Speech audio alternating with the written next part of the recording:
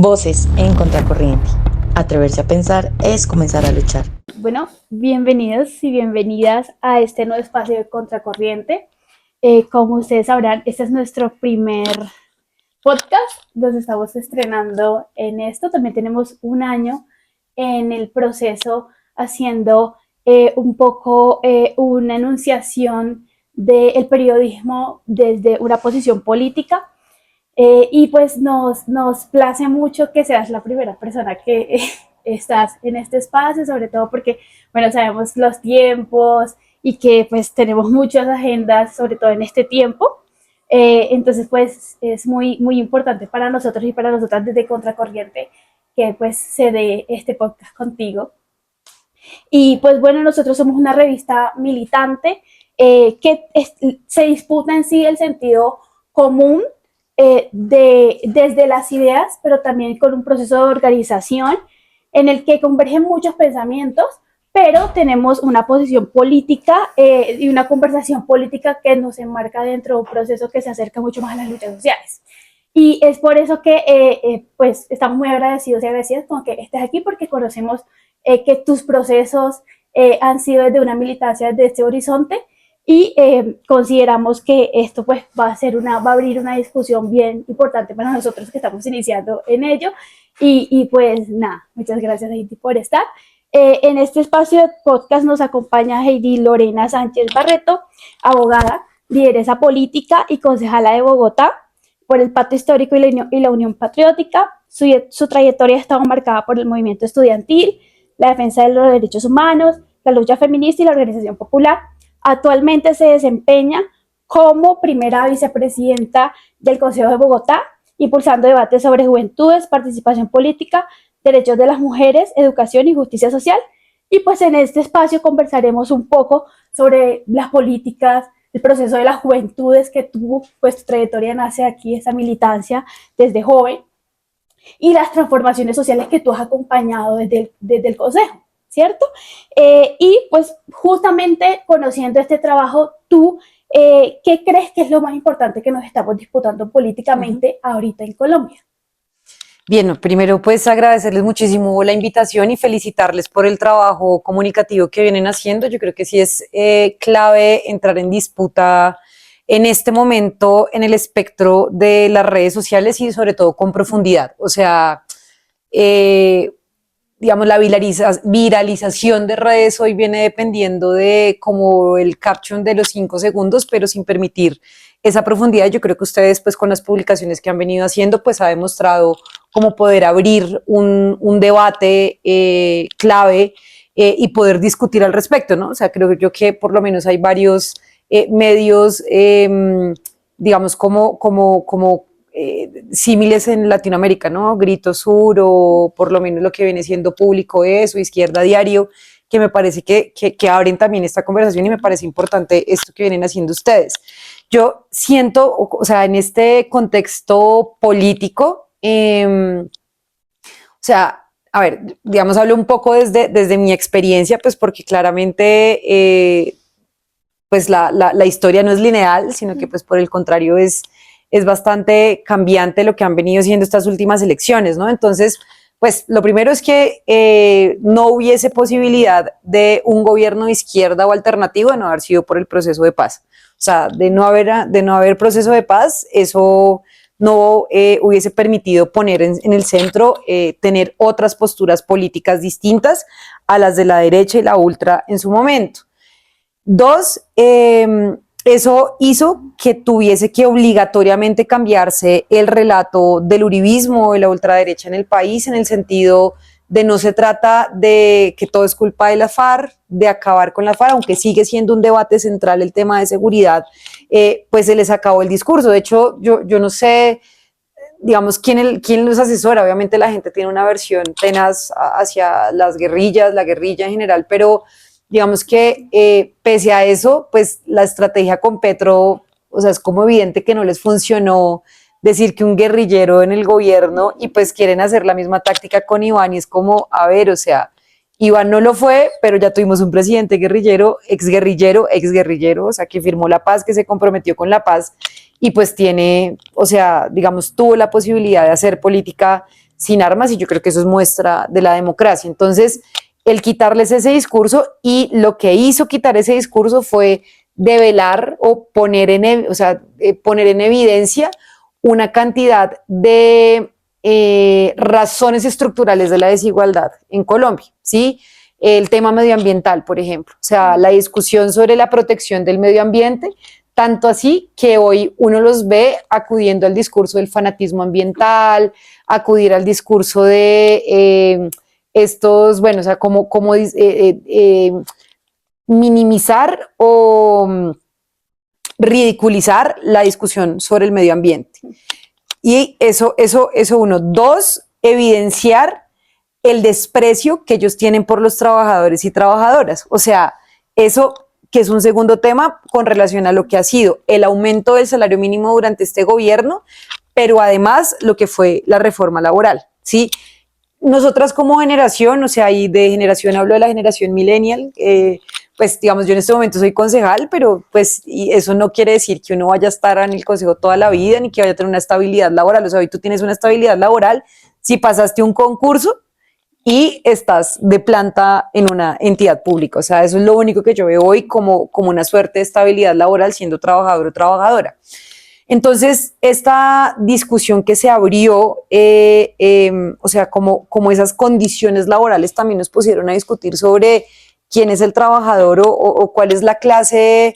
social a la que este gobierno quiso beneficiar. Y ahí sale otra patica, que es el tema de las pensiones. Entonces, quedó, o sea, en evidencia el fracasado modelo del fondo, o sea, como de velar también los intereses de los fondos privados, que es el negocio post-neoliberalismo. Entonces, el haber puesto al centro de la discusión la realidad y el fracaso del neoliberalismo en este gobierno, que además como generación hemos sido herederos y herederas de toda la apertura, de todas las reformas que hubo a partir de la apertura económica, y pues es, digamos, como lo que a veces nos pone en esa generación de ser un Rodrigo de no futuro, y eso fue lo que se develó después del proceso de paz. Entonces, ¿el qué nos jugamos? O sea, nos jugamos la posibilidad de tener, pues por un lado, condiciones de acceso a un trabajo digno, ¿sí? O poner de presente la necesidad de tener condiciones de trabajo digno. Por otro lado, la proyección de llegar a pensionarse, que eso fue lo que se abrió en términos de discusión con relación a la reforma pensional, y pues realmente los fondos privados de pensión no pensionan, pero pues son un negocio que pues queda en evidencia los medios de comunicación, la forma como los abrazan, pues porque además también reciben financiación, porque pues digamos el neoliberalismo lo que hizo fue toda la financiarización de todos los derechos en general, y pues claramente los fondos de pensiones pues juegan dentro de esa financiarización, ¿no? Entonces los fondos de pensiones hacen parte de otros emporios económicos que incluyen la construcción, que incluyen los bancos, que incluyen una cantidad de negocios, por ejemplo, alrededor de lo que serían las pensiones. O sea, un fondo de ahorro, o sea, decía la gente cuando se estaba hablando del traslado de los fondos privados a Colpensiones, no es que quién sabe qué van a hacer por la plata, y no, seguramente usted sabe mucho qué hacen con la plata suya en un fondo privado de pensión. O sea, si uno va y revisa la rentabilidad, ya no tiene la misma rentabilidad de plata que tuvo, o sea, que tendría, por ejemplo, en Colpensiones, y además el descaro que todos los que critican que hoy se encuentran pensionados, están pensionados por Colpensiones y no por un fondo privado de pensiones. Entonces nos jugamos el acceso a lo que serían, llamándolos en términos constitucionales, como el acceso a los derechos económicos, sociales y culturales, porque lo que quieren precisamente digamos, las posturas de la oposición hoy o de la ultraderecha es seguir reduciendo derechos para quienes estamos actualmente y para las futuras generaciones, y que por supuesto eso incluye el ambiente, cuando dicen Oviedo que vamos a sacar hasta la última piedra de cobre, de lo que sea, de minerales, no sé si acá hay cobre, me aclaran, acá hay cobre, sí, acá tenemos cobre, de fracking, de todo lo que sea de carbón, de todos los minerales que tengamos en nuestro país, vamos a sacarla hasta la última piedra, decía él. Y pues Abelardo que van a hacer fracking, sin reconocer el impacto medioambiental. Y allí yo creo que también hay una discusión,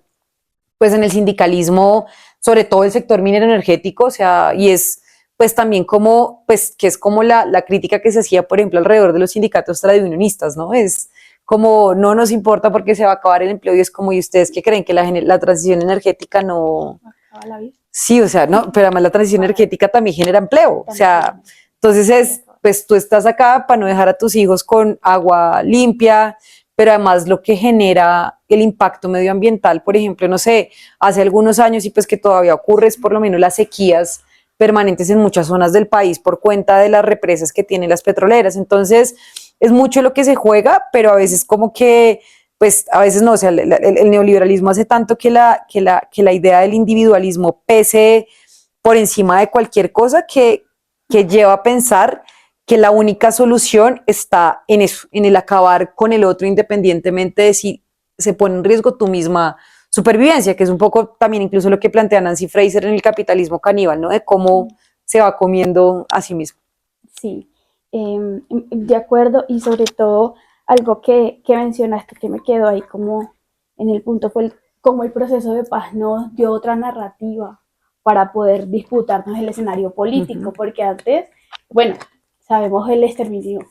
de la UP, que tú lo conoces muy bien, que haces parte de todos estos procesos, y que enunciarse de izquierda en este país ha sido realmente casi que una lápida para muchas personas que están cerca de los procesos con justicia social, ¿no? Que muchas veces no nos enunciamos o no se enuncian desde izquierdas, pero que buscan un proceso humanista dentro del proceso político y que eso ha sido pues una amenaza constante. Entonces el proceso de paz, aunque no se cumplieron parte de los acuerdos y que aún seguimos en las disputas por eso, pues nos abrió una nueva narrativa que nos permitió también con el estallido social pues poner un escenario en donde es que no aguantamos más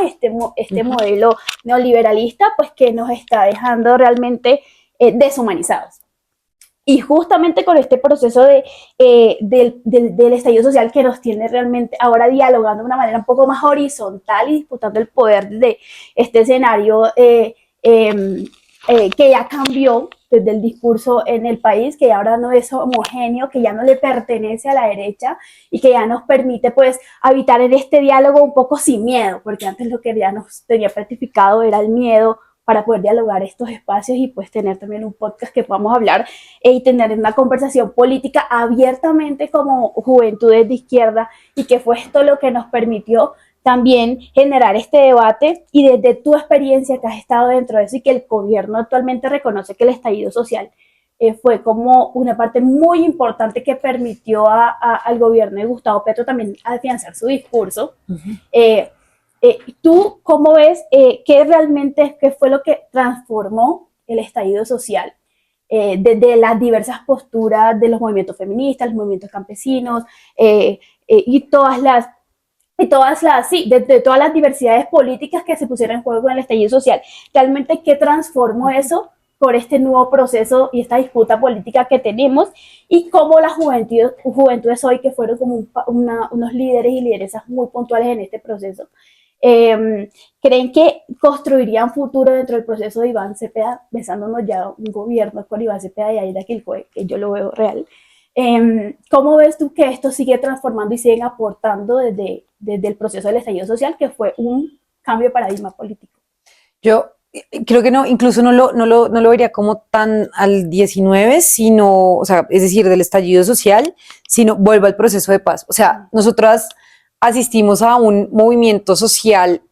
en crecimiento desde que se anunció el proceso de paz. O sea, desde la MANE, o sea, 2012, 2011, 2012, la movilización estudiantil, el paro nacional agrario, que me parece que también marca un hito en la discusión política en el país. Luego, pues, digamos, todas las manifestaciones alrededor del plebiscito, que yo creo que por lo menos las movilizaciones que se hicieron, al menos en Bogotá, después de que ganara el no, fueron movilizaciones multitudinarias de gente que en su vida se había atrevido a salir a movilizarse de todas las edades, porque creo que allí no fue solamente un tema de la juventud, sino fue gente de todas las generaciones diciendo es increíble que en este país haya ganado el no, y exigiendo que hubiese una salida para que se implementara el proceso de paz. Y tú ves, y va siguiendo así, ¿no? Entonces, como una curva de la movilización que pues se expresa, o sea, una expresión de la democracia es que la gente decida manifestarse, ¿sí? Decida protestar, decida reivindicar sus derechos y que lo haga con plena garantía. Y ahí pasamos, por ejemplo, lo que fue el 2018 lo que era el ENES, fue el otro proceso de movilización estudiantil que tuvo grandes logros en su momento, como por ejemplo que se incrementaran los aportes a las universidades públicas 4 puntos por encima del IPC, la deuda del billón de pesos o de las transferencias del billón de pesos para las universidades en el país. O sea, fue marcar un hito importante en términos de conquistas sociales, o sea, las dignidades no, pero por ejemplo sí lo que fue el paro nacional agrario fue importantísimo en su momento. Y yo creo que eso podemos leerlo incluso nada más las manifestaciones del 1 de mayo. Yo recuerdo que antes uno no podía llegar a la Plaza de Bolívar, pucha, bueno, pasó en el 2021, o sea, en el 2021 nos metieron una estallada terrible, igual no iba para la Plaza de Bolívar, pero sí hay un movimiento social increciendo. Entonces llegamos a noviembre del 2019 y el 21 de noviembre del 2019 pasa algo que hay que decirlo claramente, y es que la izquierda organizada ni para el 2021, ni para el 2019, ni para el 2021 leyó que se fuera a prolongar la movilización ciudadana. Fíjate que existe un comité de paro, que voy a hacer un comentario hacia el 2021 sobre el comité de paro, pero por lo menos en el 2019 empezaste a ver una cantidad de reivindicaciones de todo. O sea, la gente, yo recuerdo que, no sé, o sea, primero el cacerolazo que se dio de manera espontánea, porque eso no fue como una orientación, no, o sea, eso se dio de manera espontánea un día antes en Cali y el otro día en Bogotá, y era, o sea, como escuchar un cacerolazo, no sé, por ejemplo, en algunos barrios de la ciudad, era de verdad que la gente había salido a cacerolear genuinamente, ¿sí? Es decir, como había un sentimiento de cansancio sobre un modelo que pues no les permitía, o sea, es decir, como ese cansancio del sistema existente, ¿no? Entonces, tuve reivindicaciones de todo. Entonces, por ejemplo, hicieron un concierto, un toque en la 85 en el Carulla. Entonces, ahí la gente salía como no al aleteo, no al fracking, o sea, había una cantidad de reivindicaciones puntuales allí de diversas razones. O sea, no era el paro que había mandado el Comité Nacional de Paro, no. O sea, allí había un montón de reivindicaciones de gente que decidió salir a manifestarse y tenía una efervescencia propia de querer estar. Entonces, tú veas en zonas, digamos, como muy chapinerunas. O sea, entonces, por ejemplo, hacia Chapinero, hacia el Parkway, hacia la Macarena, o sea, como que gente indistintamente de si estaba organizado o no saliendo, y eso se detiene por la pandemia, ¿no? Entonces, la pandemia se vuelve una olla de presión. Entonces, una olla de presión de un montón de gente y digamos que está encerrada, que no tiene condiciones, que evidenció un presidente que daba vergüenza, ¿no? O sea, el de los enanitos, el de la carita feliz, la carita triste, vamos a hacer o sea, la de el juguito de naranja, el de que se quedó en evidencia que en última se favorecieron principalmente a los bancos que a la gente, que mayoritariamente, por lo menos en Bogotá, murió más gente de estratos 1 y 2 que la gente de estratos 6, porque la gente de estratos 1 y 2 tenía que salir a trabajar, si no se moría de hambre, mientras que la gente de estratos 6, 4 o 5 tuvo la oportunidad de quedarse en su casa trabajando. Entonces, eso, y pues también en Bogotá, después de lo que fue la masacre del 9, 10 y 11, y ya cuando se convoca en abril, hay que decir que desde los distintos sectores como llamando a que se marchara por el andén, que miráramos una vaina virtual, que mejor dicho, o sea, y ahí estalla esa olla a presión, o sea, estalla esa olla a presión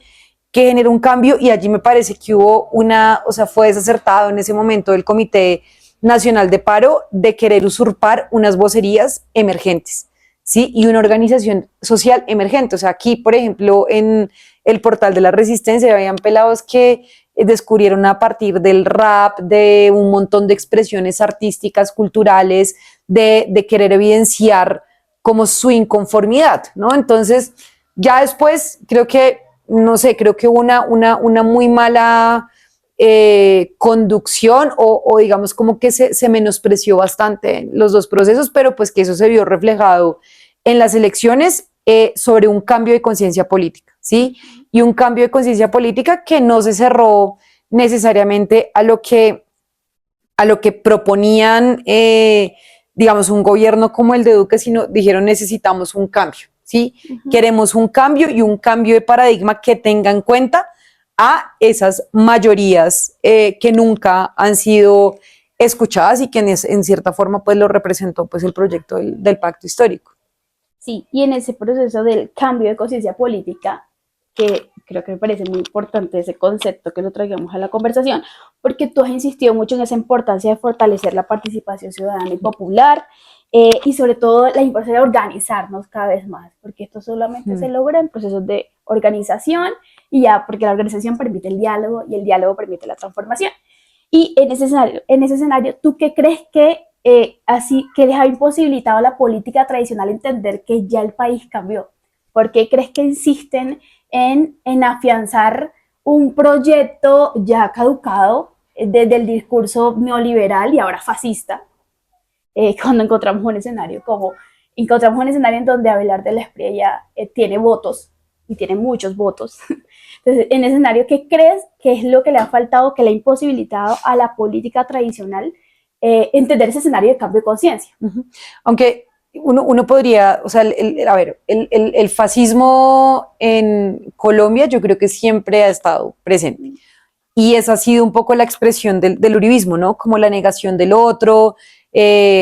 para quienes estaban en su plena infancia,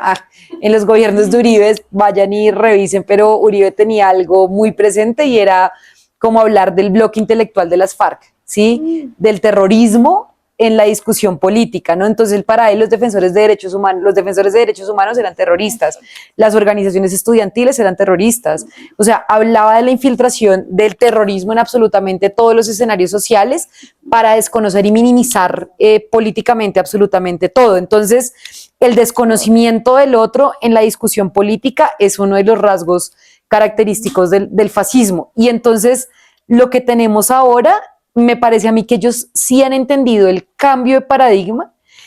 y por eso ponen una persona como Abelardo de la Espriella, ¿sí? Si tú te das cuenta, la historia política de la oligarquía en este país ha estado marcada por candidatos presidenciales con apellido, con, entre comillas, abolengo, con hacer parte de una cierta élite social,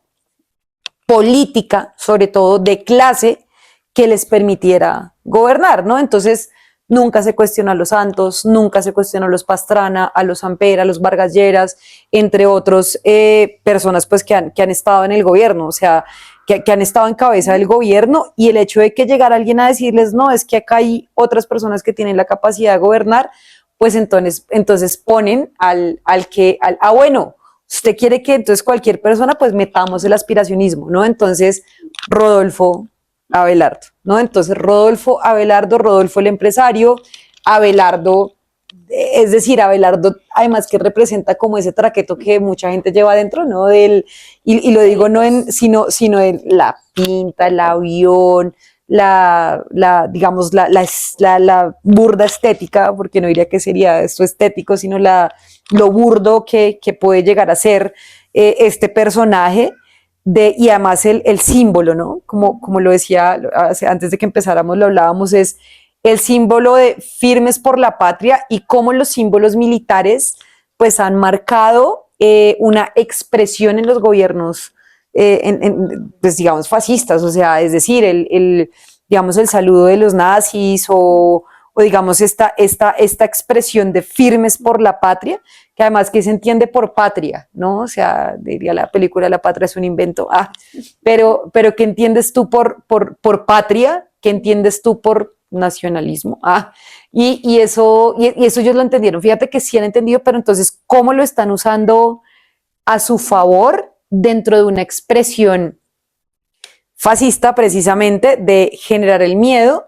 en el otro? Entonces, el problema en el país no son las desigualdades y ese neoliberalismo que evidenció Gustavo Petro y el proyecto político del pacto histórico, sino nuevamente distraigamos la atención y pongamos nuevamente el foco en la inseguridad con los terroristas que empoderó el gobierno nacional con la paz total, o pongámoslo en quienes quieren destruir a la familia, pongámoslo en las feministas que no quieren que haya una alta natalidad, pongámoslo en las diversidades, o sea, es decir, pongámoslo allí donde es más fácil digerirlo. Y ayer justamente estaba escuchando un podcast ahí que se lo recomiendo, que de ayer antier, bueno, de Jaime Palomera sobre la baja natalidad. Y entonces una de las discusiones que ponían, y creo que eso pasa muy reiterativamente, y es como que si dicen, no, es que la izquierda no tiene discurso. No, claro que sí lo tiene. Lo que pasa es que, o digamos, no tiene como la derecha lo hace de manera más fácil y nosotros no, pues es que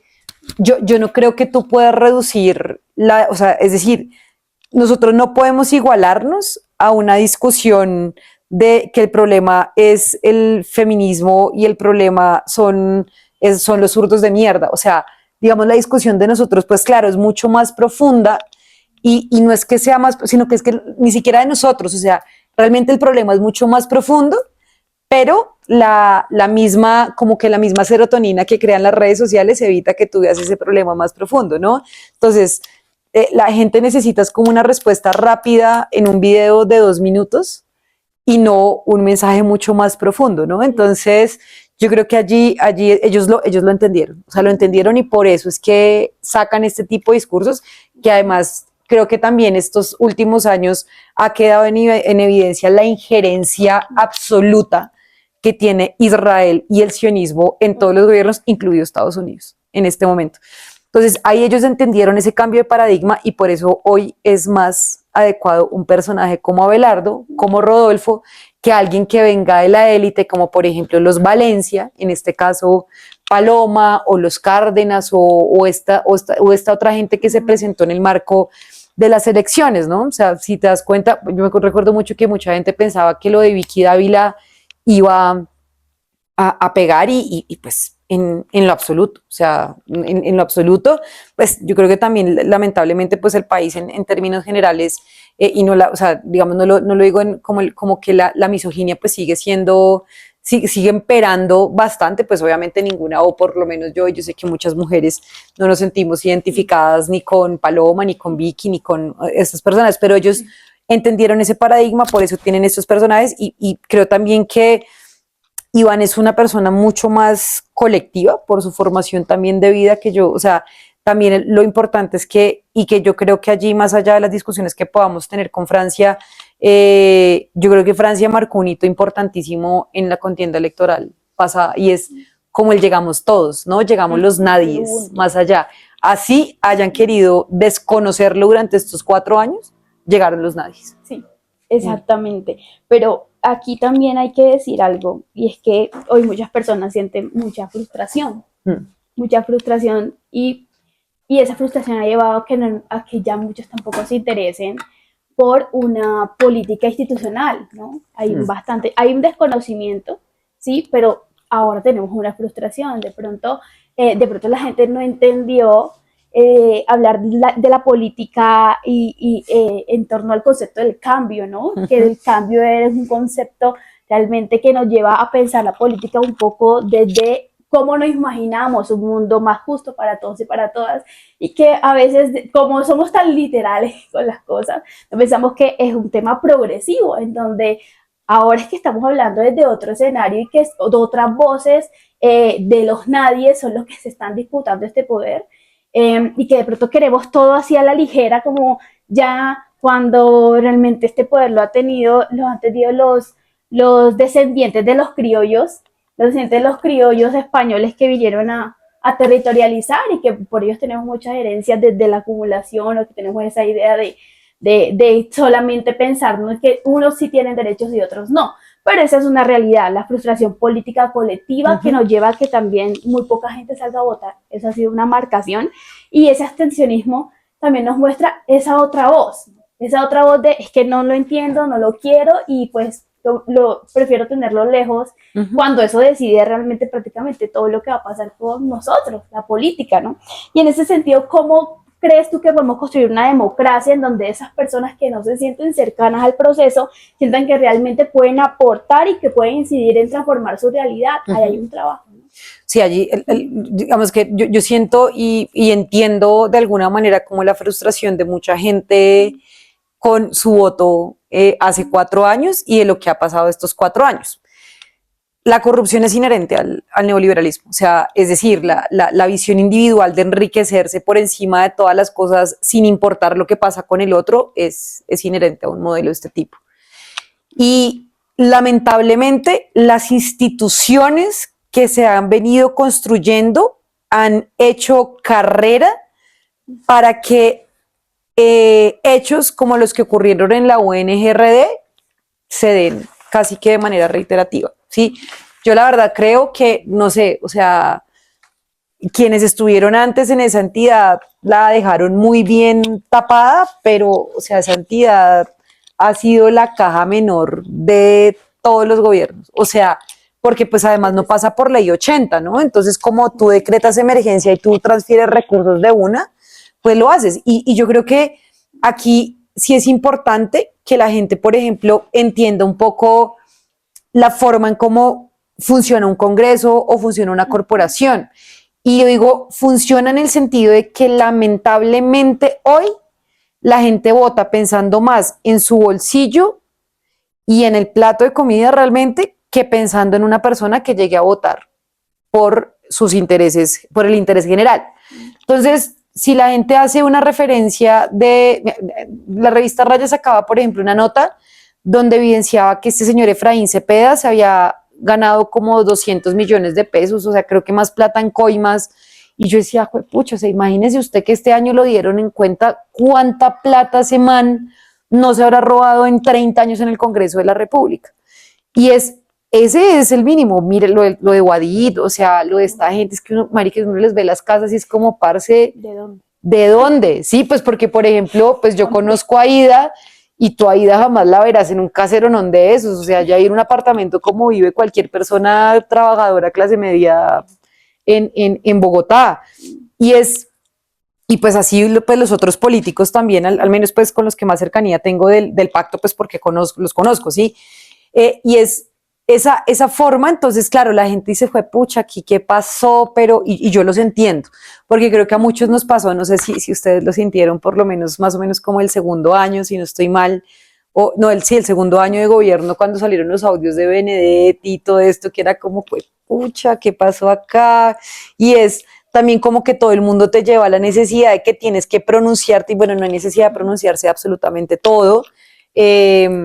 pero el hecho de colectivizar la política, sobre todo en términos de qué otros mecanismos, aparte de la 1557, de la 1057, la 1557, nos inventamos, o sea, de las leyes de participación ciudadana que hoy son obsoletas, de qué forma se incluye a la gente en un gobierno, ¿sí? En las decisiones que toma un gobierno. Y si bien, por ejemplo, no sé, a mí me parece muy valioso lo que ha venido haciendo la Agencia Nacional de Tierras, ¿sí? O sea, y ahí es, por ejemplo, donde Petro se ganó a mi mamá, o sea, es como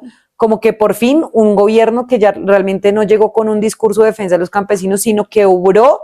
materialmente en favor del pequeño campesino, del pequeño productor, de la gente que no tiene tierra. O sea, hubo decisiones de titularizar, de entregar tierra, de entregar insumos. O sea, eso la gente lo sintió en el campo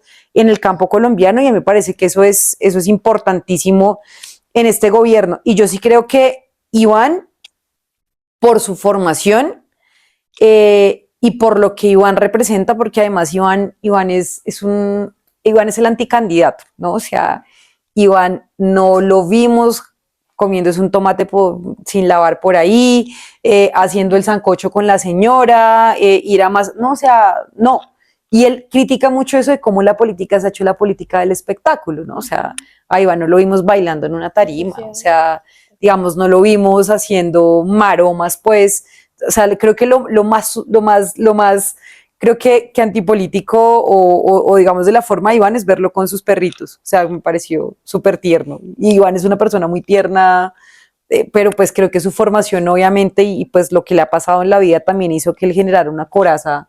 también en el sentido, pero es alguien que le dio voz a muchas mujeres y víctimas en el país. Entonces yo creo que la democratización, las vedurías y el hecho de que hoy uno tenga la oportunidad de tener o hacer más visible la gestión del gobierno, eso permite un mayor control desde la ciudadanía, ¿sí? la ejecución de los recursos, la ejecución de los planes, proyectos y programas del Plan Nacional de Desarrollo, o sea, como todas esas aristas me parece, y además la politización, o sea, me parece que hubo una mayor politización en el país, y pues claro, o sea, tú no transformas una institucionalidad que está totalmente encostrada, enraizada en la sociedad, o sea, el tema del modelo de salud, el tema de educación superior yo creo que falta mucho, la verdad. O sea, yo sí creo que falta mucho en términos de infraestructura, de cupos, de plata para las universidades públicas, y ahí, por ejemplo, también quedó en evidencia como la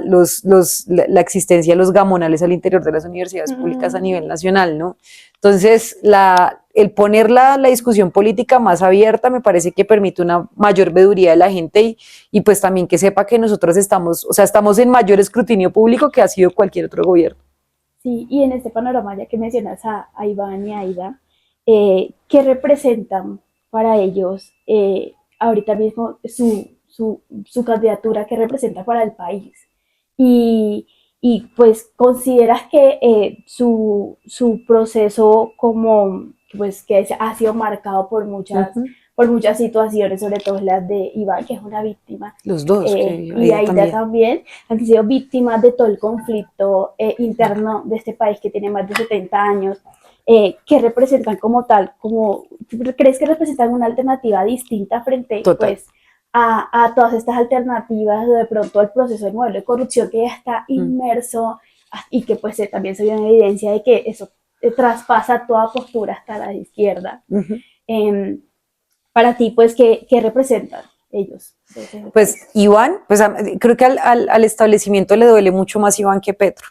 porque Iván viene de una casa de comunistas, ¿sí? O sea, Iván no se hizo izquierda en su adolescencia, o sea, Iván fue formado desde su infancia en una casa de comunistas, o sea, que tanto así es que no sé si vieron la nota del colombiano que salieron a hacerle como el árbol genealógico a los Chadid, o sea, es como para querer hacer una falacia por asociación, para decir que Iván era como heredero de una casta política, y es como, a ver,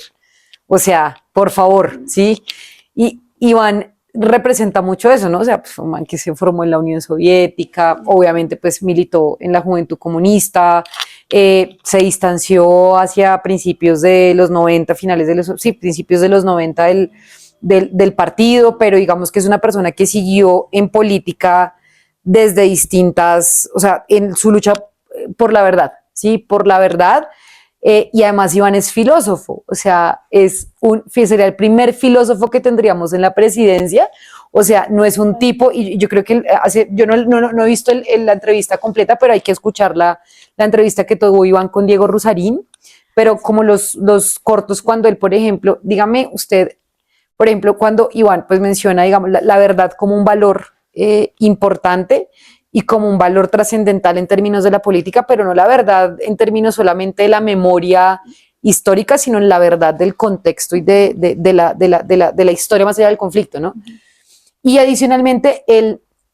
planteó como la necesidad de tener contradictores, pero la contradicción formada, ¿no? O sea, y creo que él dice como la política debe volver a eso, ¿no? O sea, yo creo, y para también nuevamente aquí vuelvo,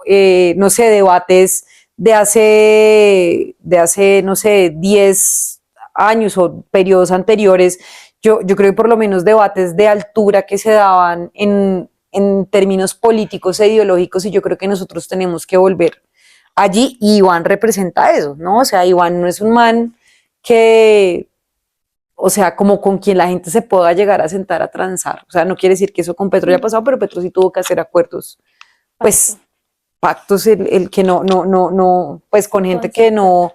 quisimos mucho, ¿no? O sea, el mismo caso de no sé, de Benedetti, bueno, pues Benedetti hay que decir que pues más allá de las discusiones que uno tenga con el personaje, pues sacó adelante lo que le correspondió como ministro del Interior, en las tareas pues que le delegó el gobierno nacional dentro de su función como ministro. Iván es un hombre como mucho más del colectivo, es un hombre que lee bastante, igual Petro también, o sea, Petro es un lector también empedernido, pero desde la postura de un filósofo es distinto, ¿cierto? Bien distintos. Y o sea, Iván es como que a veces verlo, o sea, porque no, pues un Iván siempre lo ve serio, pero Iván verlo sonreír me parece demasiado tierno. Y sobre todo porque si ustedes se dan cuenta, digamos ahora el claro, o sea, ahora como la figura de Manuel, y es volver a reivindicar la memoria de Manuel y Gira. O sea, eso pues para nosotros como militantes ha sido importante poder tener de tener la posibilidad de traer al centro de la discusión de quién era Manuel Cepeda y quién era Gira Castro. Sí, o sea, Gira, además Gira fue concejal, Gira fue nuestra primera concejala, o sea, ella fue concejal por la Unión Nacional de Oposición, o sea, fue periodista, fue la primera en abanderar luchas feministas en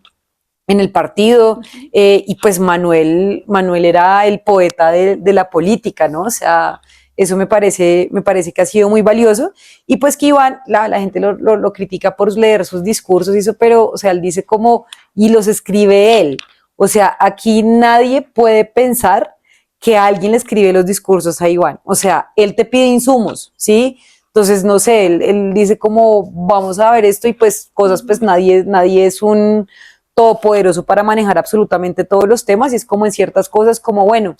aquí en este caso, ¿qué podría hacer? Entonces él pide los insumos, lee, investiga y hace como tal el texto para comprometerse estrictamente con eso. Sí. Ah, listo. Entonces él tiene eso, y Aida, pues por supuesto ser una mujer indígena de la región del Cauca, o sea, que además ha sido uno de los terrenos más combativos de este país, y combativos me refiero por la manifestación permanente, y pues de los distintos sectores que existen, ¿no? Campesinos, indígenas, raizales, bueno, no raizales, no, indígenas, campesinos, y diversos grupos indígenas que existen en el Cauca, ¿no? Y pues también la lucha por la paz allí. Sí, y sobre todo es un parteaguas también en nuestra visión de ver la política institucional con actores, pues Iván desde toda su trayectoria y con su papá y su mamá, pues realmente fueron unos pilares importantes para la izquierda en el país, y ahí da que viene el proceso de la lucha con las comunidades indígenas en el Cauca, y una disputa directa con todos estos terratenientes, que pues también de esto es heredera Paloma, ¿no? Y que ella se está disputando desde los nadies y desde la gente de abajo, y esto también nos da otro escenario, y también hay que decirlo, Petro nos abrió una oportunidad, pero el proyecto es más grande y tiene distintas voces. Y en ese escenario, ¿qué mensaje tú le darías a esas personas que hoy de pronto, en este momento tan importante para el país, están como en la duda con los votos? ¿Qué mensaje le darías a todas esas personas en este nuevo escenario político y con estos otros actores que no son lo mismo al proyecto de Petro? Bien, la derecha lleva gobernando casi que toda la época republicana de este país, y pues llegar a hacer un cambio en 4 años, pues no, digamos, no ha sido tan sencillo, y por supuesto queremos avanzar muchísimo más en los cambios estructurales en estos próximos 4 años. Y yo creo que seguir poniendo al centro las discusiones es clave, y que hablar de política no debe ser un tema vetado, y les aseguro que Iván Cepeda no tiene, ni Iván, ni Aida, ni ninguna de las personas que le rodea tiene un interés distinto que trabajar por la sociedad y el pueblo y los pobres en su conjunto. Entonces yo les hago como ese llamado a dejar el miedo, pero sobre todo pensar que donde llegue una persona como Abelardo, que donde llegue una persona como Paloma al gobierno, no solamente se van a reversar derechos, sino que los procesos de conflictividad social, incluso armada, pues porque además el conflicto armado proviene de un conflicto social también, pueden llegar a recrudecerse en todo el territorio nacional. Y no lo digo sino porque pues a Iván lo critican por la paz, pero él decía recientemente algo, porque critican la paz y nunca critican lo que fue la postura de guerra de Uribe y de Duque, por ejemplo. O sea, que no nos lleva a nada. Es decir, 8 años con seguridad democrática, ¿con qué conflicto acabó? Con ninguno. Que 4 años más de política de seguridad democrática y de la guerra por encima de todo con Duque, ¿qué hizo? Pues que se dispersaran y aumentaran los grupos armados en el país. Entonces allí yo creo que tenemos una oportunidad de corregir, por supuesto, en este aspecto, pero sobre todo de avanzar más en derechos en el país. Muchísimas gracias, Heidi, por acompañarnos, y estoy segura que el lunes tendremos otro amanecer y uno muy lindo. Gracias por acompañarnos a las personas en este primer podcast. estamos de verdad muy, muy agradecidas contigo y pues esperamos que este mensaje le llegue a todos desde el cariño y el aprecio que lo estamos haciendo desde Contracorriente. Y pues este episodio también representa un proceso muy importante porque, como lo dije hace un momento, el lunes habrá otro amanecer y un amanecer más revolucionario que se acompañe más desde las luchas feministas, desde las luchas campesinas, y que de seguro el país realmente está preparado para otros procesos de cambio, porque nosotros estamos seguros vamos a traer un proyecto político que cada día se va a fortalecer desde distintas voces. Muchas gracias. Gracias y que así sea.